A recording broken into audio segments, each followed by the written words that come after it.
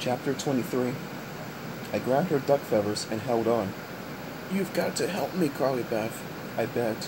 "Why won't you help me?" "I want to help you," she explained, "but I'm not sure I can."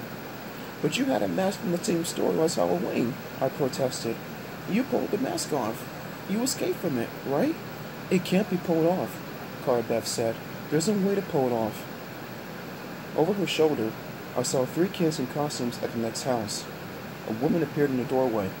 I saw her dropping candy bars in the 3 trick-or-treat bags. Some kids are having fun tonight, I thought bitterly. I am not having fun tonight. I may never have fun again. "Come into the house," Carl suggested. "It's cold out here. I'll try to explain." I tried to follow them up the driveway, but my legs wobbled like rubber. Carl and Sabrina practically had to carry me into their house. They dropped me down on the green rubber couch in the living room.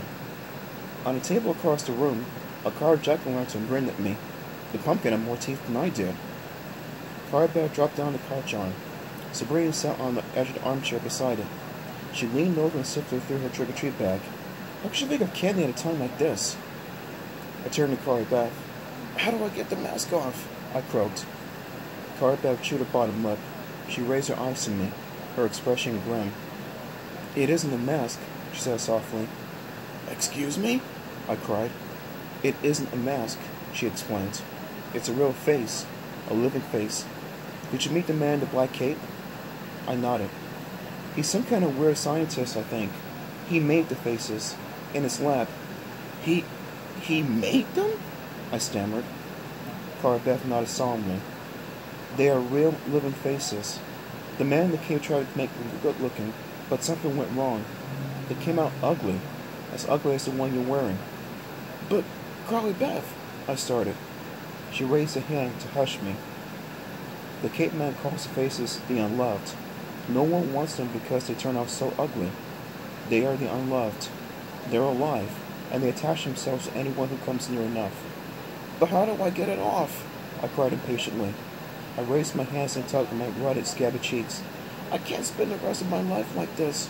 What can I do?" Carl jumped up and began pacing back and forth in front of Sabrina and me. Sabrina unwrapped the Milky Way bar and began chewing it, watching Carl pace. "The same thing happened to me last Halloween," Carl said. "I had chosen a really ugly mask. It was so scary. It attached itself to my head, and it turned me evil." "And what did you do?" I cried, leaning forward on my cane. "I went back to the party store. I found the man in the cape. He told me there was only one way to get rid of the mask. It could only be done with a symbol of love." "Huh?" I gave to her. I didn't understand. "I had to find a symbol of love," Carl continued. "At first, I didn't know what the man meant. I didn't know what to do. But then I remembered something my mom had made for me." "What?" I demanded eagerly. "What was it?" "It was that head," Sabrina chimed in, her mouth bulging with chocolate. "My mom had sculpted a head of me," Carl said. "It looked just like me. You've seen it. Mom sculpted it because she loves me. It was a symbol of love." Carl dropped back down beside me. I placed Mom's sculpted head over the unloved face, and the unloved disappeared. The ugly face slipped right off.